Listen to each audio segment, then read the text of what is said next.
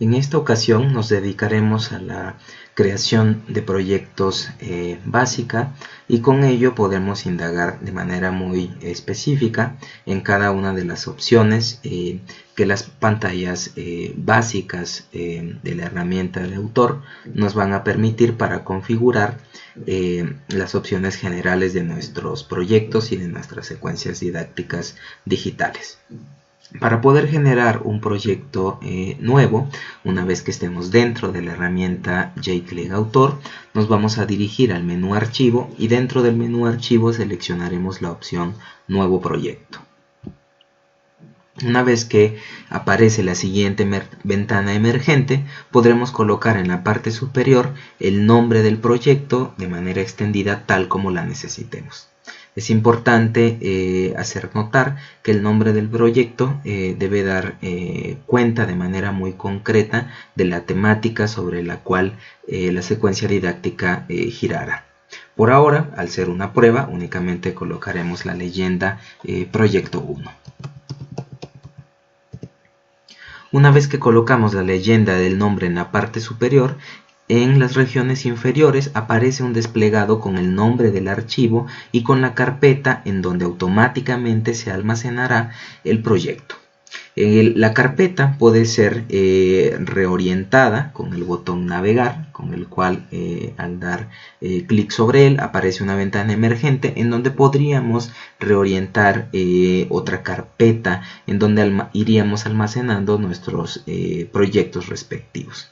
Una buena práctica es que en esta primera etapa inicial todos los proyectos se almacenen de manera automática en esta carpeta maestra del software y que posteriormente nosotros tengamos la posibilidad de guardar un respaldo o una versión complementaria en una carpeta segunda que nosotros establezcamos. Entonces por ahora no vamos a modificar la orientación de la carpeta de almacenamiento. También es importante observar que se asigna un nombre del archivo que se genera automáticamente a partir del nombre del proyecto que nosotros hemos establecido en la parte superior. Normalmente los nombres de archivo se establecen a partir del uso únicamente de minúsculas, no se aceptan espacios en blanco y tampoco el uso de caracteres alfanuméricos que requieran cierta complejidad para su procesamiento, como pudieran ser letras acentuadas o la letra ñ, por ejemplo, ¿no? Entonces, bueno, tendremos el nombre del archivo que se genera automáticamente y vale la pena enfocarnos en la extensión que se deja disponible para este archivo. La extensión es una extensión doble, es una extensión .jclick.zip. Entonces es un paquete que está de alguna manera comprimido, por eso la segunda parte de la extensión del formato, y además tiene una configuración específica para que el software J-Click visualizador pueda reproducir los paquetes que estamos creando desde la herramienta de autor. Una vez que hemos establecido entonces el nombre de proyecto, el nombre del archivo y la carpeta de destino en donde nuestro proyecto se almacenará, procederemos a dar clic en el botón aceptar. Hecho esto, observaremos que en la primera pantalla, la primera pestaña, en este caso proyecto, se empiezan a habilitar una serie de espacios que anteriormente no estaban disponibles, sino que aparecían en un color un tanto más difuminado, en ocasiones gris. Ahora muchas de estas opciones aparecen ya en un color blanco y disponibles para su edición. Ahora lo que iremos haciendo es ir agregando información para cada uno de los apartados. En el primer apartado aparece la descripción general del proyecto. Esto incluye por una parte el título y también un metadato acerca de la descripción de este proyecto. Este sería un buen espacio para poder colocar información acerca de la temática sobre la cual girará la secuencia didáctica, el objetivo, el aprendizaje esperado de esta secuencia didáctica y algunas orientaciones orientaciones generales que podrían servir tanto para profesores como para usuarios finales del archivo, en cuanto al seguimiento pues, de los contenidos que el proyecto tiene. Entonces podríamos colocar aquí una descripción muy básica.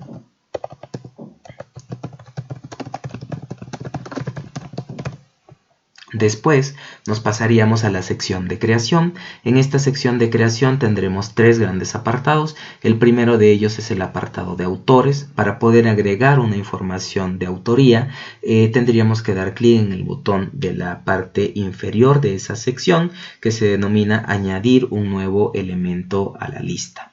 Para ello damos clic en este botón con el símbolo de más y aparece una pantalla emergente en donde colocaríamos información acerca de los datos del autor o autores que forman parte del proyecto. Aquí es importante que se agreguen los créditos de todas las personas que han participado en el diseño de la secuencia didáctica, tanto quienes han aportado de alguna manera contenidos gráficos, sonoros, audiovisuales, quien haya diseñado los contenidos y de alguna manera también quien haya participado en el diseño digital de la actividad propiamente. Entonces hay que agregar algunas informaciones en los campos que están disponibles, el nombre del autor, el rol que juega, el correo electrónico, una URL de un portal web en donde podríamos encontrar mayor información acerca de este autor, la organización o adscripción a la que pertenece y algunos comentarios generales que podrían estar orientados sobre todo a la función o a la tarea que cumplió este autor dentro de este proyecto. Una vez que hemos agregado esta información, daremos clic en aceptar y automáticamente aparecerá el autor al interior de nuestra lista.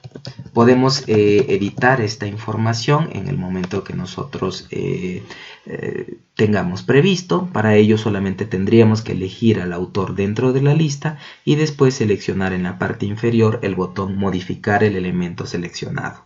Este botón nos despliega nuevamente la pantalla emergente con la cual creamos el campo y podríamos agregar o quitar información según convenga. Una vez que hemos ejecutado los cambios, volvemos a dar clic en aceptar. La misma dinámica aplica para la información relacionada con el centro de trabajo o con el lugar de creación de los proyectos. Normalmente son los datos de una organización o institución a partir de la cual se han gestado los proyectos de secuencia didáctica digital. Puede ser un centro escolar, un laboratorio o algún departamento de investigación o desarrollo a través del cual se está produciendo este software educativo. Hay que colocar nombre de la organización, un correo electrónico, URL si existiera, la dirección postal, localidad, el estado, el país y los comentarios generales acerca de la organización. La dinámica de modificación es la misma. Tenemos también un botón para la modificación de elementos seleccionados. Entonces podríamos tener en nuestra lista una o varias instituciones que hayan colaborado. Posteriormente tendremos la sección de revisiones. Esta sección de revisión hace énfasis sobre todo en las versiones de producción de los materiales que nosotros tengamos. Por defecto hay una versión inicial, que es la versión de creación, que es de alguna manera la primera, digamos, a partir de la cual se produjo la secuencia didáctica digital. Entonces aparece ahí la fecha, la descripción de esa versión, quiénes fueron los autores y comentarios generales acerca de esa versión del paquete o de la secuencia didáctica digital. Las revisiones o versiones que se pueden generar de un mismo paquete pudieran ser múltiples. Normalmente se recomienda que los paquetes de secuencia didáctica digital puedan ser revisados y renovados después de cada ciclo escolar o después de cada periodo en el cual tendrían que estar siendo utilizados. Entonces, cada una de las versiones que agregue nueva información, modifique o quite elementos, se incorporará como una nueva revisión a ese paquete de secuencia didáctica digital. Bien, Una vez que hemos agregado ya la información de creación y de descripción, aparece por aquí una sección de descriptores. Por un lado, el primer campo refiere al nivel educativo para el cual está orientado el paquete o el interactivo que vamos a crear. El área disciplinar, que responde a los campos de formación de la educación básica o a los campos temáticos que pudieran estar definidos para cualquier otro nivel que se considere. Los descriptores, que son básicamente palabras clave que están relacionadas con la temática, el contenido del proyecto. Los idiomas, si es que tuviéramos de alguna manera versiones en diferentes lenguas disponibles. Es importante recalcar que los idiomas, los códigos de idioma que aparecen aquí están de alguna manera delimitados. Entonces es solamente una selección de idiomas que están disponibles para la base de datos del software y que de alguna manera aparecen ya en el desplegado. No se da la posibilidad de que podamos agregar referencias a otros idiomas. En esos casos se recomendaría dejar vacío el campo y agregar información acerca del idioma en el cual está el material que estamos creando, ya sea en el descriptor o en la descripción del proyecto. Finalmente tenemos una sección orientada a la interfaz de usuario, en donde tendremos una opción denominada piel, que hace referencia a los tipos de interfaces o de configuraciones de interfaces visuales que quedan disponibles para el usuario final. Algunas de ellas refieren a una configuración de color en específico, por ejemplo naranja, verde o azul, y algunas otras a una configuración más bien de la pantalla. Es decir, por ejemplo, empty o mini son las pantallas que de alguna manera eliminan la gran cantidad de botones que pueden estar disponibles, con tal de que se visualice de manera principal solamente la actividad que forma parte de la secuencia didáctica y no haya otros elementos distractores. Está también la pantalla default, que es una pantalla gris clásica de los entornos que se programan y que corren generalmente en sistemas Windows, y también aparece una versión denominada simple, que también delimita los colores y los botones que están disponibles. Por ahora podríamos elegir alguna de las opciones de color para tener una visión muy concreta de cómo es que esto se despliega. Finalmente tenemos una opción denominada sonidos del evento. Estos sonidos se relacionan sobre todo con el desarrollo de ciertas actividades y los sonidos que aparecen cuando determinadas situaciones se dan en el desarrollo de la interacción con el material. Por ejemplo, cuando se acierta en la resolución de un procedimiento o cuando se comete algún error. Bien, una vez que hemos completado la información para esta sección, nos dirigiremos a la segunda pestaña, que es la pestaña de Mediateca. En esta pestaña de Mediateca ahora tenemos disponibles ya los botones de uso que antes no aparecían disponibles debido a que no habíamos creado el proyecto. Ahora que hemos creado ya el proyecto, podemos desplegar el contenido de tipos de archivos que están disponibles. Es importante que podamos observar qué tipo de archivos multimedia acepta el software, porque de alguna manera eso va a orientar la selección de insumos básicos que nosotros hagamos para integrar al proyecto.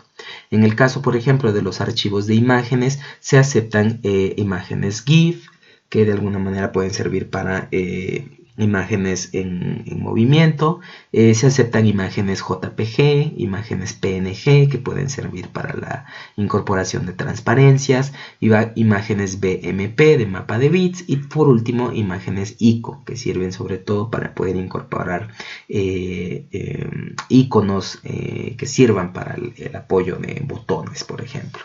En el caso de sonidos, se aceptan únicamente 4 tipos de archivos: los archivos WAV, .b, que son los archivos de no compresión, los archivos .mp3, que son archivos comprimidos, archivos AU y archivos AIF. Estos últimos que tienen una relación muy directa, sobre todo con el tipo de sonido nativo para los sistemas Mac. También se aceptan archivos MIDI de interpretación de sonido. En el caso de archivos de video se aceptan solamente 3 tipos: archivos AVI, archivos MOV y archivos MPG. Vale la pena resaltar también que los archivos de video, si bien logran ser incrustados también en los proyectos, estos derivan también en un gran peso del proyecto final. Entonces la incorporación de videos debe de estar casada también con una buena elección de materiales que permitan que el proyecto pueda ser portable y no tenga un peso grande. También se pueden incorporar archivos de animación, que son los archivos Flash 2.0, que tienen una extensión SWF. Algunos archivos de animación que se producen sobre todo con esta herramienta de diseño de Adobe Flash podrían ser incorporados también a los proyectos. Se pueden incorporar también entornos visuales, que son archivos XML de instrucción, que permiten que se puedan generar interfaces bajo otra configuración que no son las interfaces básicas que anteriormente se señalaron, la de colores básicos o las interfaces simples. Y por último, también se aceptan archivos de tipos de letras para algunos idiomas en los cuales estén disponibles ciertos caracteres de manera adicional en otras fuentes que no son las que por defecto reconocen los sistemas operativos. Podríamos agregar también esos tipos de letras. Bien, ahora, como mencioné en uno de los videos previos de orientación a los archivos en la mediateca o en la biblioteca de recursos de nuestro proyecto pueden ser añadidos bajo 2 escenarios, es decir, bajo un momento previo antes de que comencemos a construir las actividades, o bien conforme vamos agregando las actividades. Si quisiéramos agregar todos nuestros insumos antes de crear las actividades, podemos hacerlo directamente desde esta pantalla en el botón añadir una imagen u objeto multimedia a la mediateca. Se encuentra en la región superior izquierda de la pantalla. Podemos dar clic sobre este botón y aparece una pantalla emergente en donde se nos posibilita la navegación al interior de nuestra computadora y podemos seleccionar insumos dentro de alguna carpeta que tengamos. Bien, una vez que se agregan estos contenidos a la mediateca, podríamos hacer uso de ellos en las actividades que podríamos ir creando poco a poco. Ahora, para ejecutar el añadido de uno de estos elementos, bastaría con que nos dirijamos a la carpeta que hemos ya creado para nuestro proyecto. Y podríamos seleccionar imágenes y audios. En este caso yo estoy seleccionando una serie de archivos de imagen y de sonido que tengo disponible para la creación de un proyecto posterior. Una vez que los he seleccionado, puedo hacerlo uno por uno o de manera colectiva. Puedo dar clic en el botón abrir. Aparecerá una pantalla emergente de confirmación de la operación. Esto nos está indicando que estos archivos no están directamente en la carpeta del proyecto, sino que están en otra posición dentro de la máquina. Y entonces se nos solicita nuestra aprobación para que se genere una copia de esos archivos que se almacene en la carpeta de proyecto. En ese caso hay que dar la confirmación para que estos archivos se copien a la carpeta. Entonces esta confirmación se ejecuta por cada uno de los archivos que van a ser añadidos y posteriormente se cargan ya a la mediateca. En algunos casos, sobre todo en los archivos de imágenes, pudiera aparecer también una ventana emergente que haga referencia al tamaño de las imágenes. Es decir, si nosotros rebasamos el tamaño mínimo que las imágenes deberían de tener para el software, entonces nos mostrará una pantalla emergente en donde tendríamos que indicar si queremos conservar ese tamaño original o si queremos modificar el tamaño para que sea mucho más adecuado para el tipo de actividades que el software implementa. Lo más recomendable en esos casos es pedirle que redimensione la imagen al tamaño necesario para el software. También es relevante tomar en cuenta cuál es el tamaño ideal para una imagen. El tamaño mínimo para que el software no reconozca error alguno en la imagen tendría que ser de 800 por 600 píxeles. Podríamos jugar alrededor de este margen de dimensión de las imágenes o un tamaño menor y no habría ningún problema, como en el caso de las imágenes que ahora he agregado al proyecto. Bien, hasta ahí entonces con los contenidos relacionados con esta sección de la mediateca. Una vez que hemos agregado los elementos, podríamos gestionarlos de manera muy básica. En la parte superior tenemos un botón de previsualización que nos permite ver con mayor detalle la imagen o el sonido que hemos agregado. Tenemos también un botón de eliminación, un botón de actualización para poder cargar los archivos en caso de que algunos hayan sido eliminados y entonces se refresque la pantalla, y también una opción de grabar o de guardado de los cambios. En la parte inferior tenemos también la posibilidad de cambiar el nombre de los archivos. Entonces es importante que los nombres de archivos estén relacionados con el contenido, sean nombres muy cortos y que también den cuenta del tipo de elemento multimedia que son. En el caso de las imágenes es muy recomendable incluir al principio la inicial del tipo de soporte, por ejemplo I de imágenes o S para los sonidos. Entonces eso puede ser muy útil para poder gestionar los archivos de manera muy rápida. En el caso de que no hayamos renombrado los archivos antes de integrarlos al proyecto, podremos hacerlo seleccionándolos, y en la parte inferior tendríamos entonces la opción cambiar nombre. Y aparecen ahí algunos otros datos, como por ejemplo el tipo de recurso y el tamaño, el peso del mismo archivo. Bien, pasamos entonces ahora a la tercera pestaña, que es la pestaña de actividades. En este caso no vamos a trabajar con esta pestaña, pero mostraremos los contenidos básicos que anteriormente no estaban disponibles. Para poder generar una actividad, nos vamos a dirigir a la región superior izquierda en el botón añadir una nueva actividad al proyecto. Damos clic sobre esta opción y aparece una ventana emergente con el nombre de las diferentes actividades que están disponibles para poder construir nuestra secuencia didáctica digital. Tenemos, por ejemplo, actividades de asociación, simple y compleja, juegos de memoria, actividades de exploración, de identificación, pantallas de información, rompecabezas de 3 tipos, dobles, de intercambio, de agujero, actividades con texto de 4 tipos, para completar textos, rellenar agujeros, identificar elementos, ordenar elementos, actividades de respuesta escrita, que funcionan bajo una dinámica de tipo dictado, crucigramas, sopas de letras, y además una opción que nos permite exportar actividades que pudieran ser programadas de manera independiente a lo que el software ofrece. Por cada una de las actividades que podamos seleccionar, en la parte derecha aparece una descripción que muestra de alguna manera el funcionamiento y la estructura de esas actividades y lo que ofrece para el usuario diseñador.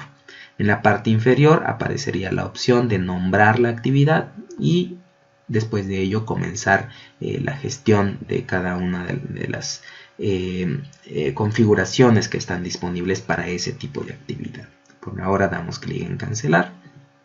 Y finalmente tenemos la pantalla de secuencias. En esta pantalla de secuencias se visualizarán todas las actividades que hayamos creado en esta pantalla y aquí se podrá programar de alguna manera la interacción entre esas actividades. ¿Qué actividad va primero? ¿Qué actividad va después? Si alguna actividad funciona como menú, ese menú hacia qué otras actividades se vincula, si permite el regreso, si permite el adelanto de actividades, etc.